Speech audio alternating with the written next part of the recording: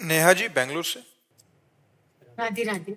राधे राधे महाराज जी। महाराज जी, हम कर्म काट रहे हैं या नए बना रहे हैं, कैसे पता चलेगा? दोनों बातें एक साथ इसमें चल रही। मनुष्य योनि में, पशुओं में नहीं चल। अन्य योनियों में केवल भोग योनियां हैं, वो नया कर्म नहीं कर सकते।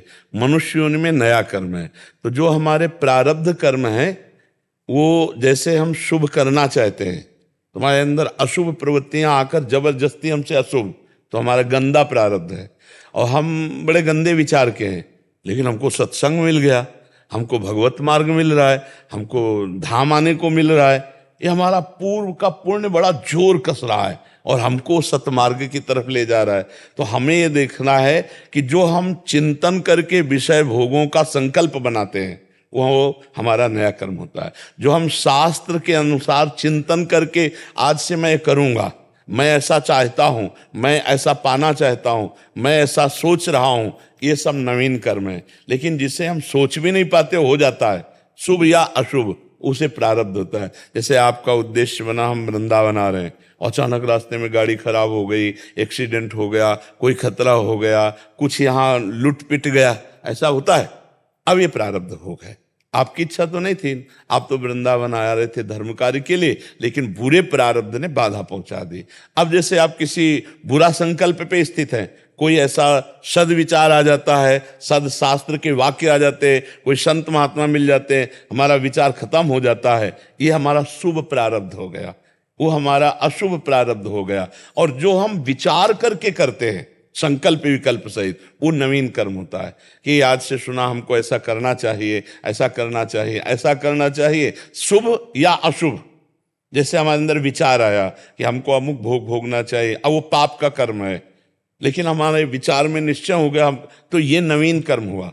आप बिल्कुल नहीं विचार किए, बिल्कुल नहीं चाहते थे, अचानक पैर पड़ गया, कोई जीव मर गया, और फिर आपको दिखाई दिया, अचानक आप गाड़ी से जा रहे हैं, कोई, ये प्रारब्ध लीला है। जो अचानक हो रहा है, जो हमारे बिना चाहे हो रहा है, अच्छा या बुरा, वो शुभ और अशुभ प्रारब्ध होते हैं। और जो हम चाह करके, सोच करके, विचार करें, वो हमारे नवीन कर्म होते हैं। ये समझ पा रहे हैं आप? महाराज, इसमें एक प्रश्न है महाराज जी। महाराज जी, जैसे हम साधक जन, हमारा तो कोई मतलब विचार भी नहीं था, केवल आपका सत्संग सुना, आज ऐसे आ गए, या ऐसे ग्रस्त जो वृंदावन धाम आपके उपदेश सुन के आ गए, या ऐसे जो आपका सत्संग सुनते हाँ, हैं? ये दोनों कर्मों से अलग है, एक हिसाब है। प्रारब्ध जो शुभ अशुभ कर्म, नवीन जो शुभ अशुभ कर्म, इन दोनों से एक अलग है कृपा। महाराज, हमें तो पता भी नहीं था। हाँ। चूंकि ये केवल कर्म संबंधी बात पूछी, इसलिए कृपा शब्द का उच्चारण नहीं किया।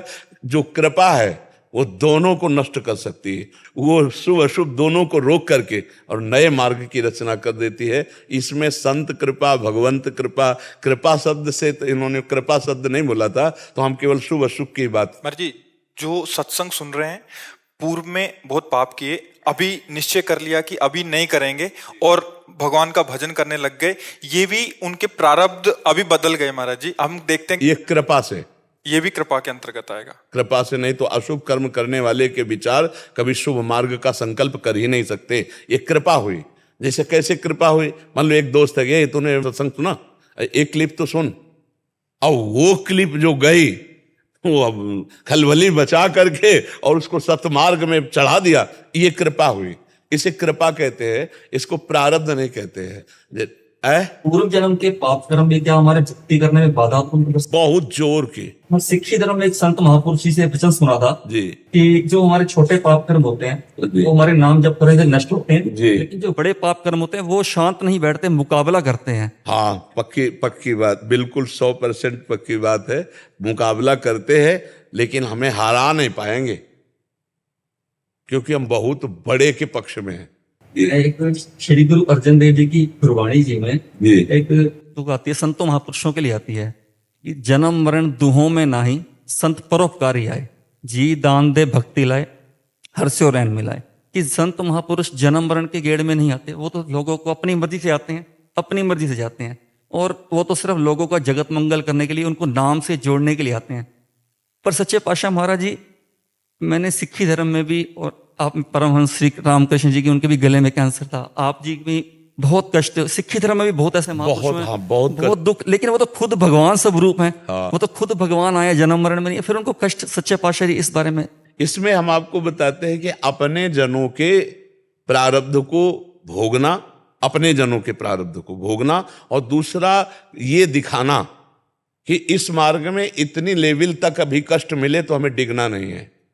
नहीं तो जैसे गुरु अर्जन देव जी हैं, गुरु तेग बहादुर सिंह जी है, ये वो है कि संकल्प कर लें तो प्रांत का प्रांत मिनट में भस्म हो जाए, नष्ट हो जाए, और उनको बैठाल करके तपे हुए तवे पर गर्म बालू डाल रहे हैं, अत्याचार कर रहे हैं, तो इसीलिए तेरा किया मीठा लागे।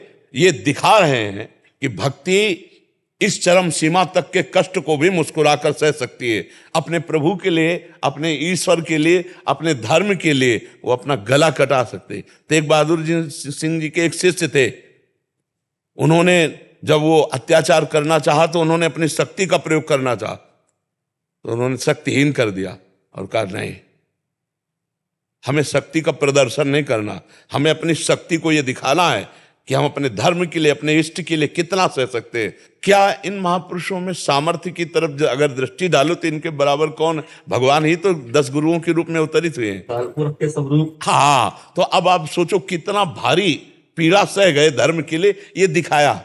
जब हम इन महापुरुषों का चरित्र पढ़ते हैं तो अपनी भक्ति क्या लगती है? ऐसे जीरा लगती है। नहीं, जैसे कहा जाता है ना, ऊंट जब पहाड़ के नीचे जाता है तो उसको अपनी ही लंबाई का अहंकार नष्ट हो जाता है। तो जब इन महापुरुषों की भक्ति का चरित्र, तो हमें एक गर्व होता है कि किस सीमा तक महापुरुष भगवान के लिए, धर्म के लिए सह गए, हम क्या सह रहे हैं। तो हमें उत्साह बढ़ता है सहने का। अगर ये ना सहे होते ना तो शिकायत हो जाती प्रभु से। तो जब हम इधर देखते हैं ना तो इधर लगता है कि अभी क्या है, महापुरुषों ने तो इतना कष्ट सहा है, तुम्हारा कष्ट क्या है इनके आगे। सोचो, शरीर में फफोले पड़ रहे हैं, तब तो लोहे पे बैठा ले हैं, जला रहे हैं, उबाल रहे हैं, फिर भी वो महापुरुष वाहे गुरु वाहे गुरु वाहे गुरु, तेरा किया मीठा लागे, वाहे गुरु का किया मीठा लागे, परमात्मा का किया मीठा लागे। कितनी बड़ी बात है। अब तेरा किया, ये बात हमको समझनी है। यही समझाने के लिए महापुरुषों ने कष्ट सहा कि अपने इष्ट के द्वारा किए हुए विधान को हम सह रहे हैं, हम उसका विरोध नहीं कर रहे, सामर्थ्य होते हुए भी विरोध नहीं कर रहे, क्योंकि इष्ट का विधान है, हमारे परमात्मा का विधान है। तो ये सब सह के हमको दिखाया, और वही हमको ये अपना सब धूल लगता है। क्या कष्ट है? कष्ट तो उन महापुरुषों का जो मुस्कुरा कर सह गए। अभी क्या है, और आगे अगर सड़ जाए शरीर तो भी मुस्कुरा के अपने इष्ट की जय बोल ली है। हमको वहां ये नहीं बोलना कि ये क्या है। ये छोटे मोटे प्रारब्ध कर्म या बड़ा प्रारब्ध कर्म शरीर ही पे तो आएगा ना, इसका और कहीं प्रभाव नहीं पड़ता, केवल शरीर पे।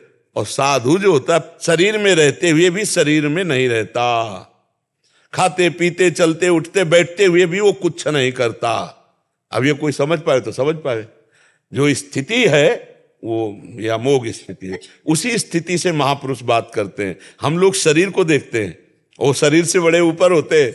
जैसे यहाँ आग लगी हो, कोई छत में खड़ा है और मुस्कुरा के बात कर रहा है, ऐसे महापुरुष जन होते हैं।